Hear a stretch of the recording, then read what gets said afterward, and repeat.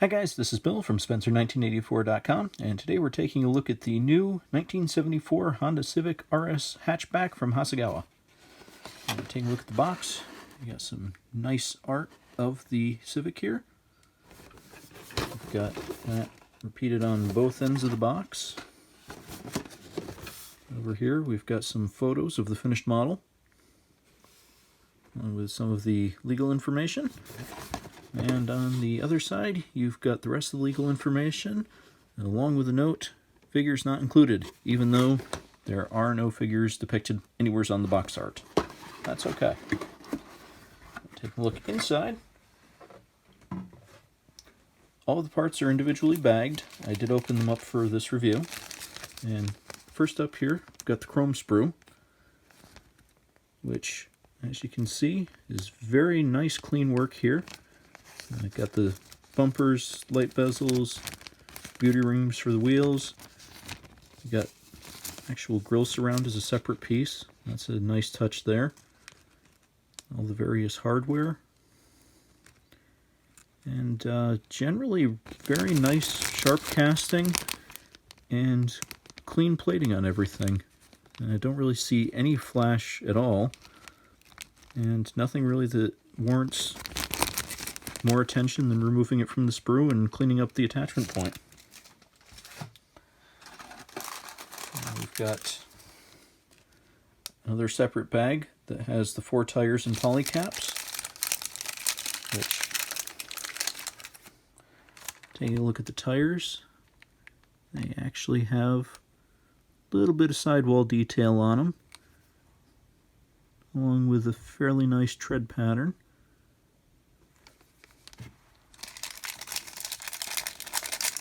Nice molding on those. And we've got 2 of these sprues that include 1 bucket seat and 2 wheels. There's some pretty nice molded detail on those, including open vents. That's always nice to see. Second one identical to the first. We have the interior bucket, which does have door panel detail on it.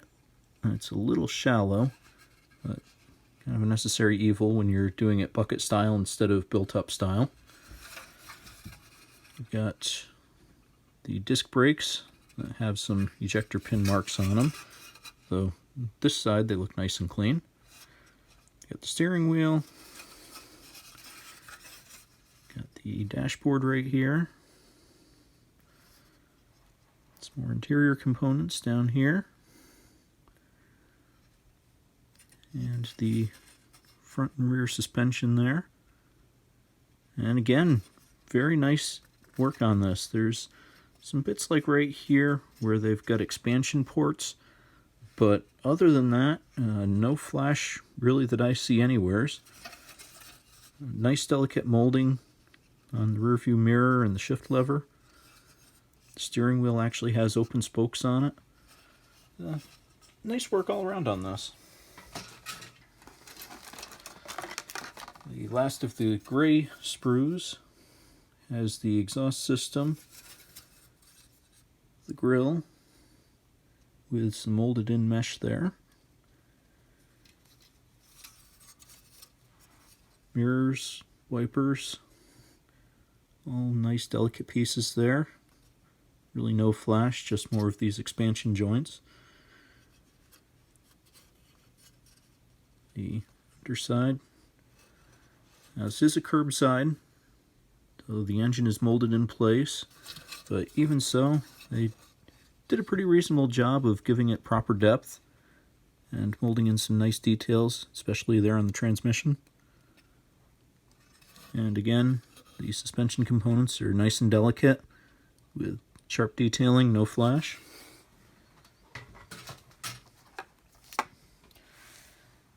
Got the body filler pieces. Not a whole lot to see on those. And the body itself, a nice little molded body here.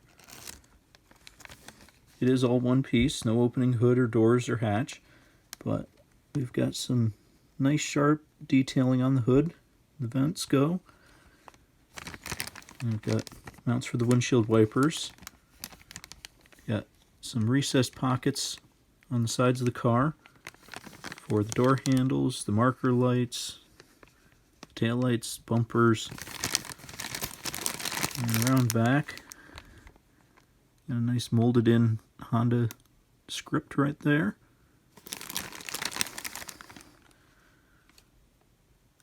Overall, looking pretty sharp here. And the last of the parts is the clear sprue, which has kind of a familiar look for these kits, in that all of the glass is one piece that just fits in from below. And you do have some molded in sun visors there.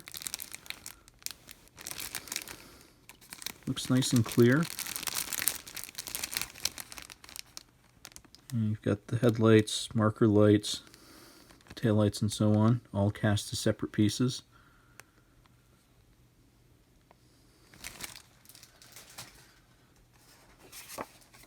Yeah.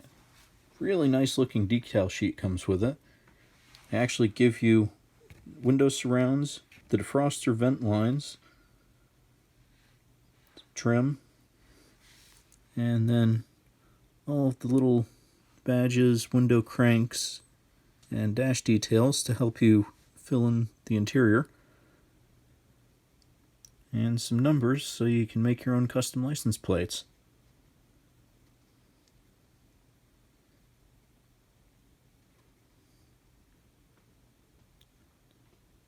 Now, these look nice and sharp, and I don't see a whole lot of backer material that needs to be cut off.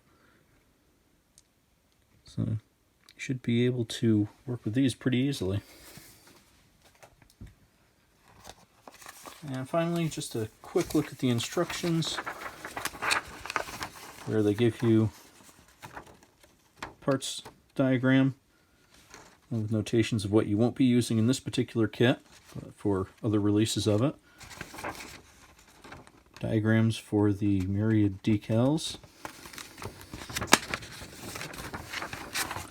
And the usual step-by-step exploded diagrams with additional instructions that unfortunately I cannot read, but they are still clear enough that you get the full gist of what's going on.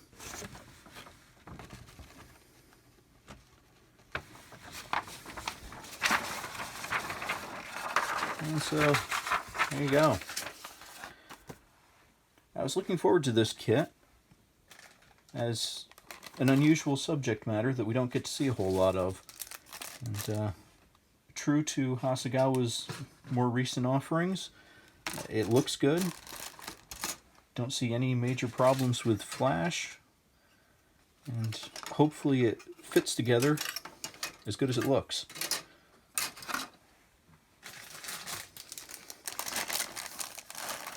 I'll be finding that out soon enough, and in the meantime, that's what kit contents look like. Thanks for watching.